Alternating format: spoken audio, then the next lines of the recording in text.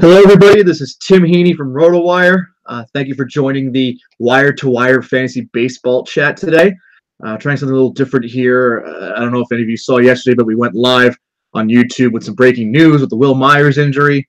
Hoping to get some more of these going on YouTube. So if you guys want to, see some more content here, have some more suggestions for what you want us to cover, definitely willing to hear what you guys have to say. Thank you for being with us today, though. So we got the Wire2Wire Fantasy Baseball chat right now. Got a lot of news to cover, so I guess I'll just hop into it. Michael Conforto being the top story of the day. He's returning to action for the Mets. I believe he was leading off today, if I'm not mistaken. Looks like he is, yes, for the Mets. A guy that was drafted pretty heavily, even for someone with a worse prognosis than this initially before the season started. Now, already back in action on April 5th. That's a really good sign for that. Leadoff's kind of where he belongs with the Mets. He's got that nice batting eye going for him. Even as a lefty, he learned how to hit lefties last year. The complete package kind of came together before he was hurt. The off-season shoulder injury.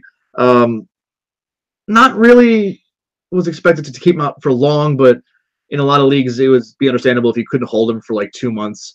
He beat the timetable pretty easily. I was expected maybe he'd be back May or June, but recovery seems to be fine. The Mets usually not the best luck with injuries there. Kind of getting some things breaking their way this year so far with the pitching staying healthy, and now Conforto coming back. Throw him in your lineup immediately. He's got potential to be a top 50 pick in fantasy next year if he does what he can do in his peak form over a full season this year. It kind of shuffles the lineup a little bit now because you got Jay Bruce still at right field. You want Cespedes in left, but actually, it doesn't shuffle it the way we want it to be shuffled here because Jay Bruce at first base would be probably the optimal setup for this lineup. Then you maybe have Brandon Nimmo hitting near the top of the order or batting eighth as well. Kind of turn the lineup over a little bit with him there because his OBP skills are really good. And you get Jay Bruce first base eligibility again in some leagues. Cement that, I guess, would be nice, but for some reason, the Mets still want to trot AJ Gonzalez out there. Not our call, sadly. They don't care about fantasy. I guess they kind of want to give him a little bit of a leash early in the season. Not the ideal format for us to get the ideal lineup that we want from the Mets, but hopefully they'll learn. We'll see what happens there. You got Conforto leading off in Asdrubal Cabrera, Cespedes, Bruce, Frazier, Gonzalez, Kevin Plawecki, Jose Reyes, and Jacob deGrom in that lineup today. He started actually a little while ago. Let me check in on that game a little bit, see how Conforto's doing for you guys. Looks like I'm just pulling up the MLB.com page here. Anyway, Conforto just a guy that you want to throw back in your lineup as soon as possible because he has those skills.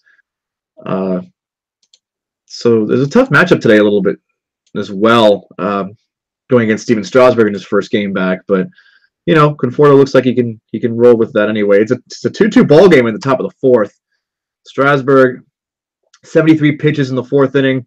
3 1/3, not the worst outing for him. As for Conforto, looks like he's 0 for 2 with a strikeout and 1 left on. Okay, can't judge it by one day, but good to see him back in the lineup regardless. Either way, there. So as I said, hopefully they'll shuffle Adrian Gonzalez out of there at some point. We can get Jay Bruce and maybe Brandon Nimmo could be a nice sleeper for some people here. Moving on for a little bit less good news from an outfielder that was widely drafted. Christian Yelich is dealing with oblique tightness. He left the game or came out of the game a little bit hobbled last night against the Cardinals when Carlos Martinez just shut them down. We'll talk more about Carlos Martinez in a little bit, but the Yelich injury, obliques are tricky. You want to see a little bit more about what happened here. He was removed from the game actually prior to the 7th inning. I'll get the details right for you guys here. I expect him to have a few days off here. Yelich was probably a top 50 player at least in many drafts. The upside for this year, a full season in Milwaukee with Miller Park and that lineup is going to be huge if he can get back to normal soon. The Brewers have the pieces to kind of fill in for that, though. That's the tricky thing is that they had that log jam between first base and the outfield.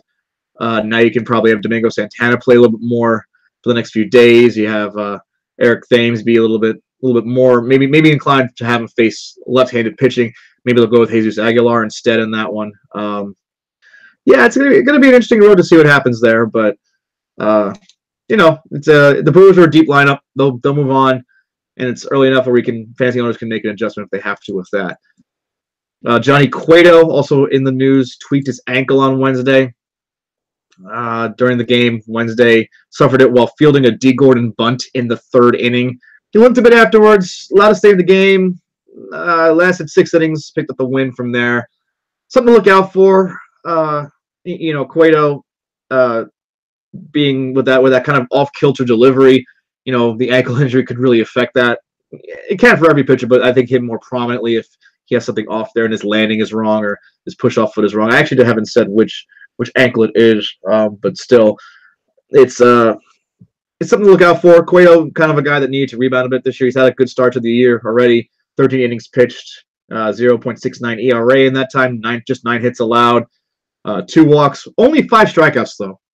And that's the concern I had with Cueto coming back from last year. Even though he had a lot of things go wrong in a fluky way last year, you know, it's inner ear problems are off his balance for someone with his delivery. That's a huge no-no. But the 5 strikeouts, you like to see more than that. At this point, Cueto's probably just more of the innings eating type of pitcher that maybe he'll break 8 strikeouts per 9, maybe 8.5 if all goes well. Just look out for that and see what happens there.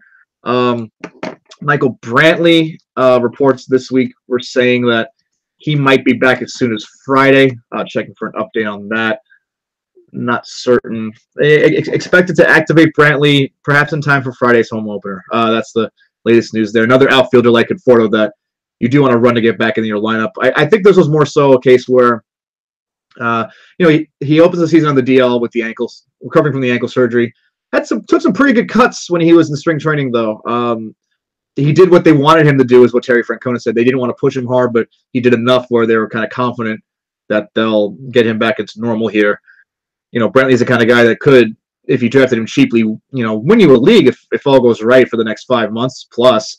You know, it's at least double-digit homers, double-digit stolen bases at his peak, 300 type hitter, 350 plus OBP if all breaks right, if he looks healthy, you know, moving forward. So very, very excited for him to come back. You know, that's a big name to add back to that Cleveland lineup. It's going to be even stronger and even worse of an opponent for streaming starting pitchers and, you know, having your mid-range starting pitchers go against them here.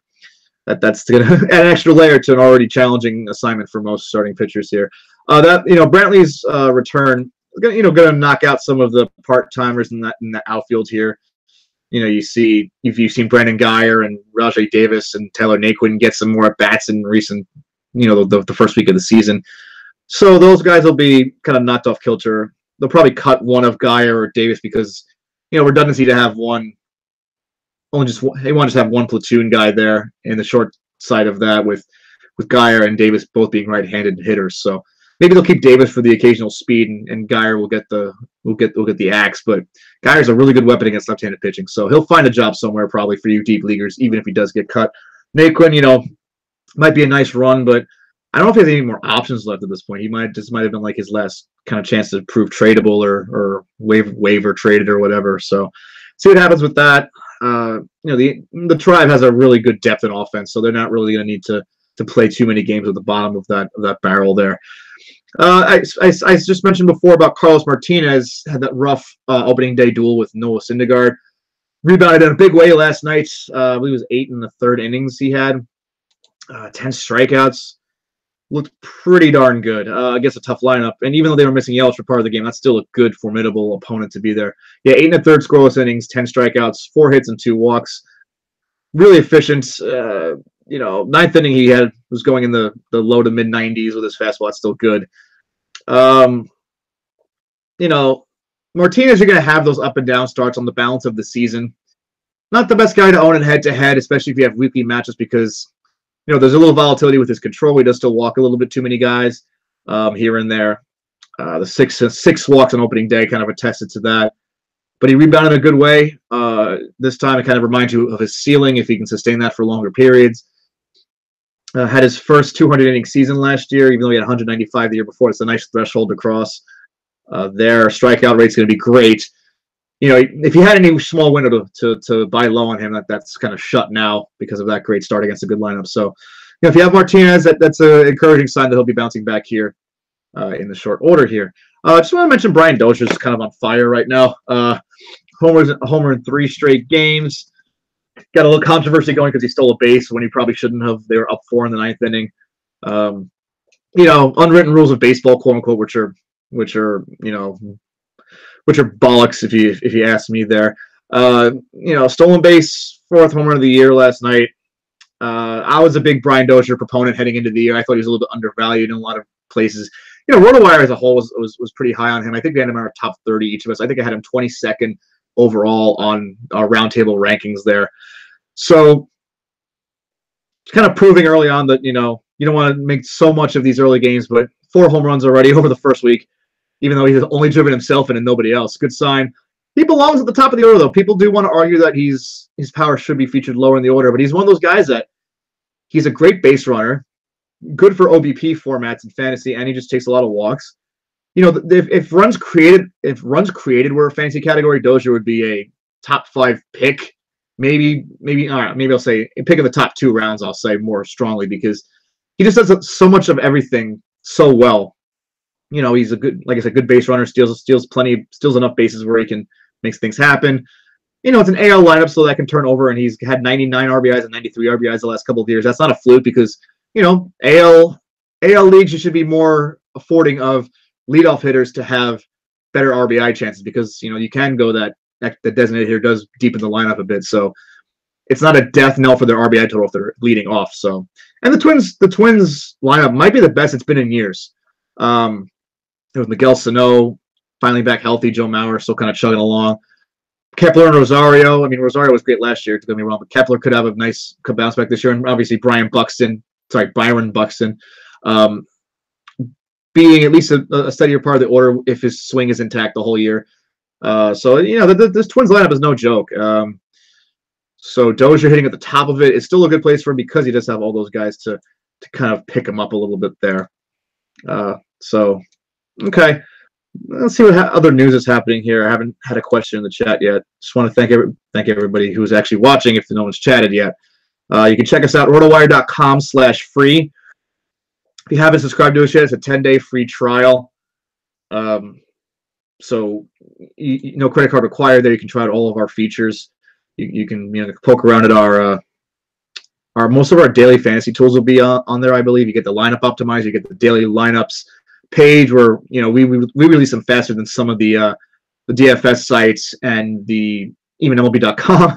we beat them sometimes to the lineup. So that's a key part of your whole day there. And our projected starting pitchers page gets a lot of action as well. So a lot of things to check out, and you get our news for free if you just register with us and not subscribe, but you don't get the fantasy tips along with it. That's the key part of the news. If you can read the news, but you want to get that spin that we can offer to you guys here. So you can do that as well. If you try us free for 10 days, you get access to all the news and stuff like that. You get all of our feature access. We have so many good writers of the site. It's dizzying to try to list these guys in short order here. Check all those out. We have our MLB barometer, we have our injury report, we have our other features that kind of dig into deeper pitching stats and stuff like that. Just observations from people that play fantasy for 20 plus years and just know what to do about it. So I find myself reading all of them when they come out pretty rapidly because they're so good at what they do. So you can check all that out free for 10 days. No credit card required. rotowire.com/free. You can roll with that as well. Let's take a spin around some of the other early actions. It's actually only 2 games going on right now. So we got still the pitcher duel going on between DeGrom and Strasburg. It's a heck of a matchup there. Cespedes had the early home run today. Solo shot looks like there for the Mets. Otherwise, the other RBI, there was no other RBI. The other play probably just Steven Strasburg blocked in a run. That's fantastic. Jay Bruce trotted in from third base on that one. You had Anthony Rendon has 2 RBIs on the day. Rendon's an interesting player because people are kind of skeptical on the power ceiling that he has. He's one of those guys that's just really good across the board, if not necessarily one category. Maybe the batting average would be the category there, but sometimes those guys get lost in the shuffle because they just do everything well, but not one thing amazingly. And Rendon's kind of that guy, even though I think there's a little bit more power upside there for sustainability, long-term sake. And you get stolen bases from a third baseman. It's always a good It's always a good facet there. I want to watch how he does early in the year here. You know, if someone can interested if he's struggling, you want to buy low on because he's got that great, great contact ability. He's got that notion for just making contact as much as possible. So, yeah, Rendon's got that nice start going a little bit here today. Strasburg, 4 1/3, 3 hits, 2 earned runs, 2 walks, 3 strikeouts. Not the greatest day. Has a runner on second with 1 out right now against Jacob deGrom. So, see how that works if you can get that cheap strikeout out of it. So, as for the other game, it's just starting off the Red Sox and the Rays, just kind of pulling things out here. Now, the Rays are going with their bullpen game today. It's the first one of the year. The 4-man rotation plus the day that Kevin Cash is saying, all right, let's just throw a couple of relievers there, see what happens. Yanni Chirinos gets the start. Head-to-head leagues are some interesting factor there if you're not valuing wins as much because maybe he could get 4 good innings at a time here and there. I don't like the move in real life. I think you should just try to get a pitcher here and there. Let some of your young guys come up and develop. I know Brent Honeywell was probably supposed to do some of that, and then he went down with Tommy John surgery. I don't know. It's a weird move to me. It's a move where I want to target that team every day when that happens. And you got a lot of Red Sox that are probably going to have good outlooks today. Not a lot that are widely available in fantasy leagues. Maybe Hanley Ramirez being the one you could have rented today, who's off to a hot start as well. I think there's health factors there that just kind of having him click back to normal again. Yanni, the Rays bullpen days, it's a good time to stack your hitting in DFS for sure. There's the argument that you do want to have him against the bad starter because the bad starter will be in there for a while. I mean, the Rays have a couple of good relievers. They have Chaz Rowe, they have Jose Alvarado, but it's still a very, you don't want to have your bullpen guys doing that much length because, they'll have the Matt Andriese and stuff like that being those plug in 2 at a time type of guys. That puts a lot of weight on your starters for the other 4 days of the season. And it's going to be even worse of a balancing job with the bullpen. I don't like what the Rays have been doing this offseason and into the year. They're really just looking to tank this year, I think. So it's a good thing for fantasy purposes because it's going to be one of those teams where you're going to definitely want to stack against as much as possible. So that's the case where I'll be saying thank you for doing us that favor, Kevin Cash. But you're really kind of wrecking your team a little bit there. Okay, another big news piece just kind of came across while I was riffing. Dinelson Lamet of the Padres. He threw from one knee and from a stationary position earlier today, trying to rehab that elbow strain, I believe. Elbow strain here. No structural damage. It was just a soreness. It was. That's kind of a pivotal injury for deeper leagues where you kind of were counting on Lamet to be a strikeout benefactor to your squad here. The control was going to be the issue. You were kind of hoping that would level itself out. This is kind of the Padres taking it easy with him. Long-term play here. There's ace upside here. I will admit that. I wasn't the biggest fan of Lamet, as many others, but definitely worth the strikeouts in the late rounds of a mixed draft he was. So, the Padres, they said they weren't releasing the results of the MRI. A little suspicious to me. I don't want to shout conspiracy theory, but the way that AJ Preller was kind of hesitant to reveal, or at least they didn't reveal all of Drew Pomerantz's medical work when they traded to the Red Sox. That's kind of a little bit of shady practice sounding to me, and it's kind of rang true a little bit in that sense as well. So Dinelson Lamet, I wouldn't count on him being back for at least another few weeks. I think the elbow, they definitely don't want to push that too hard and have a lost season from him. He's supposed to be a big part of this rotation, so they'll take it as slowly as they can, and you're gonna have to kind of play the waiting game in fantasy as well here. So okay, couple others. I'm gonna give it a couple more minutes, see if there's any questions here today. Definitely want to try to get the word out about this over the next coming weeks. No. Got a couple of no.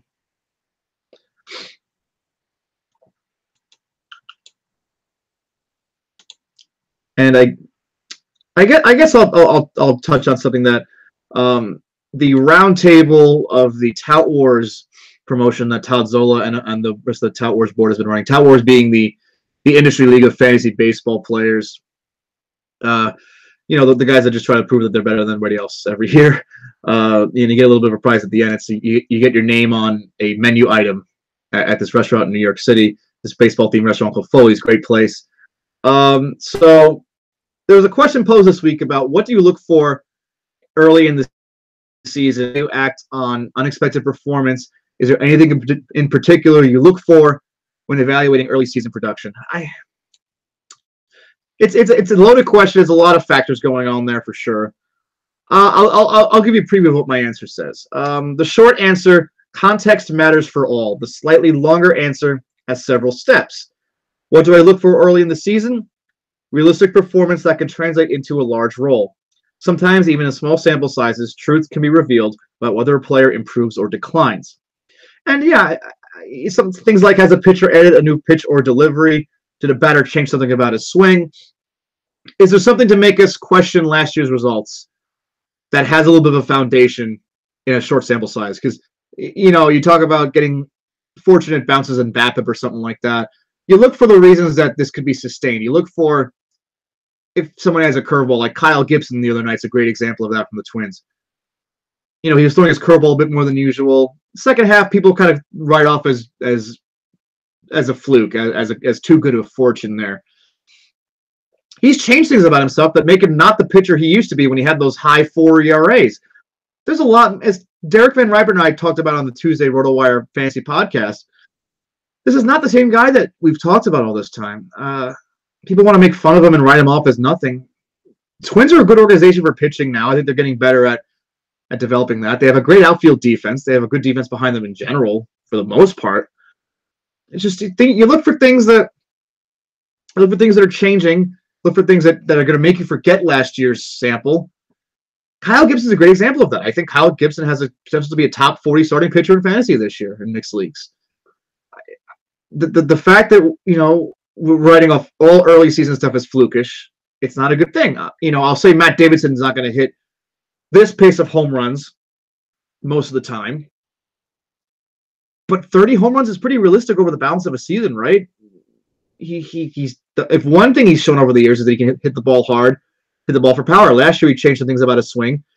This offseason he's kind of made more of a point to, read the strike zone a bit better and kind of wait for his pitch a bit more. He's got that great smooth swing. It's got a little bit of uppercut to it, but it's kind of been that way for years. So Davidson's getting the opportunity with the White Sox because they don't have as much thump from other people as they do with him at that DH spot. So I like Kyle Gibson. I like Matt Davidson to certain degrees, not the pace that they've done opening day or opening week, obviously, but definitely something that making you change opinions of them.